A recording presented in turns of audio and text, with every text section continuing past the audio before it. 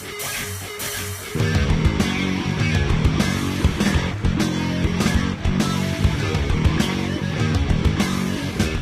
you looking for the perfect venue for your next special event? Check out Utopia Event Center. Utopia has a large banquet room and an awesome bar area, perfect for anything from birthday parties to formal corporate meetings. It also offers a photo booth, stage for a DJ or a live band, and a fully stocked bar, all for only $300. Check us out at utopiaeventcenter.com or call Barn at 217-430-6559 for more information. Utopia Event Center, 900 North 12th Street in Quincy. Hey everybody, I'm Ashley Conrad and welcome to the Daily Muddy. Anybody who lives in and around Quincy wants to make it a better place, right? So how do we do that in a world when our political climate is so polarized? As we reported last week, Quincy received $2.4 million for 6th Street as part of a project that will end up having an overall price tag of more than $5 million, not counting the millions that are already privately invested in the area. Quincy's also trying to get a new bridge to replace Memorial Bridge and now expanding Illinois 57 from Quincy to Interstate 172. By the time any shovels hit the ground for either of those projects, the combined cost is going to be in the $200 million neighborhood. Holy hell, $200 million, that's a lot of money. Now, like London, bridges must eventually come down, and replacing them doesn't get any cheaper, and making the access easier for trucks on the bridge to access the South Quincy area makes perfect sense. It also makes sense to get rid of the Quincy's one-way streets. What's the point of those, after all? Highway 57 was the original southern gateway to Quincy from Missouri. Now, Bob's old enough to remember when we didn't have the bypass on the city's east side, but I'm not, thankfully. I live on the east side of town, so I normally take the bypass, but I've driven 57 plenty of times while leaving downtown and hitting those good old speed traps at Marblehead or getting behind farm equipment. Never fun. There's a meeting in Quincy next Thursday, September 1st from 4 p.m. to 6 p.m. at the Atrium Hotel downtown to show off the Illinois 57 expansion plan. It might be worth your time to stop by and take a look at it. Muddy River News will be there, and we will put together something that will hopefully explain how it will all work. Hopefully, Illinois Department of Transportation will look at this project and use whatever the proper metrics are to see if it's merited. It certainly sounds like it would be. This sure shouldn't be political, but we know how the world is these days. The 6th Street project got done because a lot of people invested their time and money into making it happen. It's going to be the same thing if we want to modernize our southern and western doorways. Getting $2.4 million was great, but getting $200 million will definitely be better. Coming up, we'll speak to David Adam about his day yesterday.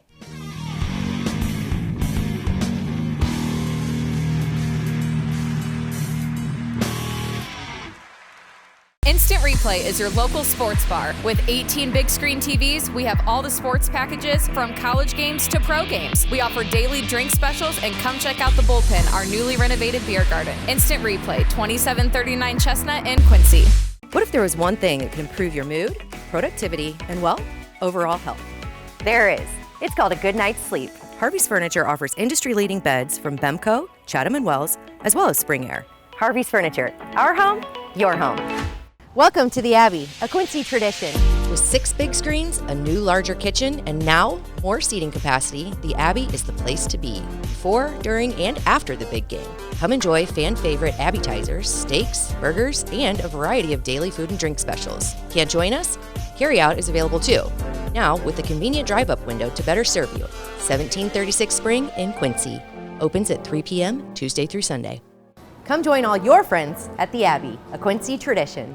Quincy Warehouse Bargains is your Quincy home improvement store. It's the only store of its kind in the Quincy area. We offer flooring, mattresses, area rugs, dining sets, couches, appliances, and much more. And have more products to come so we can better serve the Quincy and tri-state community.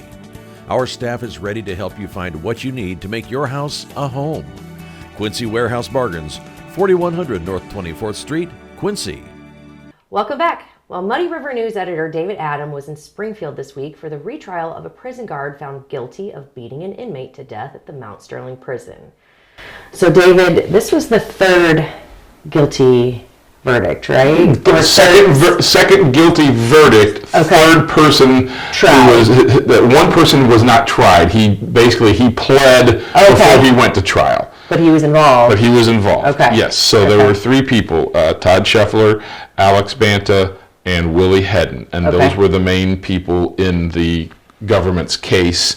Hedden agreed to a plea deal and then testified against Scheffler, essentially, in this most recent trial that lasted about 3 weeks and came to a conclusion yesterday. Okay, so Scheffler was supervisor? He was the lieutenant. He was what they called him a white shirt, which basically meant, as a white shirt, that meant he was the most senior official in the area when this beating happened. Okay. Essentially, it started with this man by the name of Larry Irvin.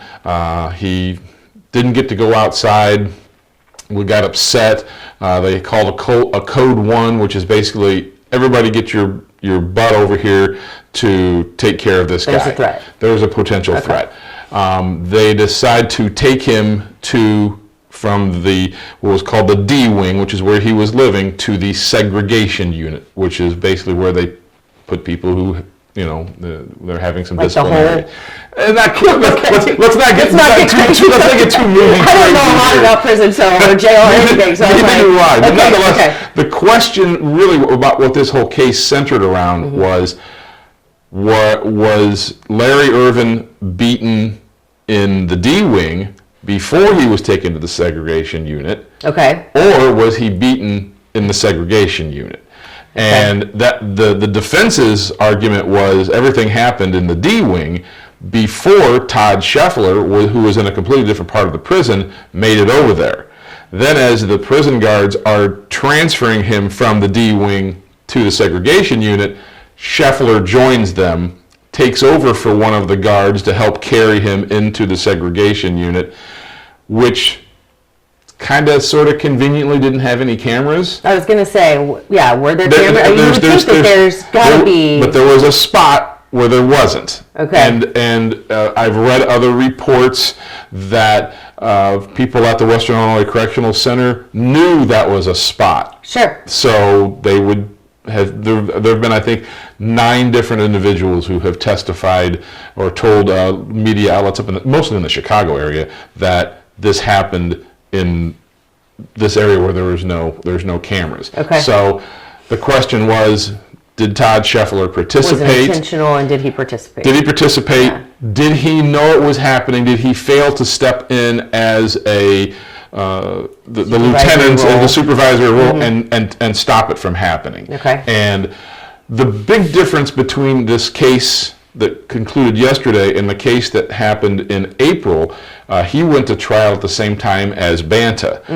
Banta was found guilty almost immediately back in April by that jury. And he's one of the guys who's, committed the most. He probably committed the biggest blow of them all. He jumped in the air and landed on Irvin with both knees. That makes me hurt.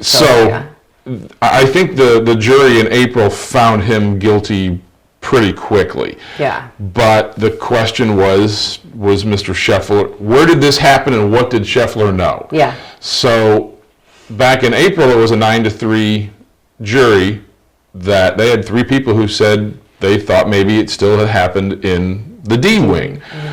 So they had to have a retrial. Okay. Well, between the April retrial and this trial, there was a judgment made by the judge. And I'm not a legal expert by any stretch, so I'm going to try to make this as simple as I can for myself. Yeah. But long story short, he was given a proffer agreement by the government. Okay. And in a proffer agreement, essentially he's allowed to testify, and the statements that he makes as part of that proffer agreement can't be used against him in his trial. Okay. Unless he lies. Okay. So. But there was a lie detector done on him, right? And then there was a lie detector done as well, and he failed that. Right. So the judge, those were all given in 2019. Okay. So the judge, Sue Myerscough, had a hearing and back in June decided to withdraw the proffer agreement, which now means all the Everything comments that he said can be used against him. Ooh. Well, that kind of sealed his fate. Yeah. And the jury was only out for 3 hours yesterday. That's pretty cool. And they, I talked to 3 of the jurors, and, they all said the politically correct things. We gave him the benefit of the doubt. We listened to everything. Sure, but innocent they until all proven guilty, But they right? pretty much all admitted they walked in there going, I thought he was guilty from right the away, start. right from the jump. So that's what happened yesterday. He'll be sentenced in January. Banta will be sentenced in September. Do you know, like, the potential I sentence, believe I've heard 2 things, and I really don't know. I think it's 35 to 75 years, I believe, is what it is, but it's also essentially life in prison. Yeah. So I don't know if who knows what's going to happen to Hedden, since he did plead guilty before they went through all of this. But it was. How was he involved? Was he just another guard? He was another guard who was there, and I don't know what he did in specifically, other than the fact that he was he led the group of prison guards who was bringing Larry Irvin from the D wing to the segregation unit, and he was part of that. Banta and Shuffler were the guys who were basically on his arms, bringing him in there. So, it was an emotional day in there yesterday as well. Regardless, to see Shuffler's family have to see him be sentenced, and I mean to get the guilty plea, and it was just a difficult day all around. It's never any fun. No, I can't imagine. Thank goodness. I mean, I understand that in that environment your job has to be tough. I also understand that there is gross misuse of power. Apparently there was in this situation. And you hear that a lot, regardless of why, Larry was in that situation. Or he was 4 months away from getting out of prison. Okay, so what was he in prison for? Theft. Okay. He was in there for theft. I actually, in the previous trial, I got to meet both his, I can't remember if it was his son or his nephew, and his wife. Okay. And they came down from Chicago for everything, and again, they had to sit through that as well. So, that's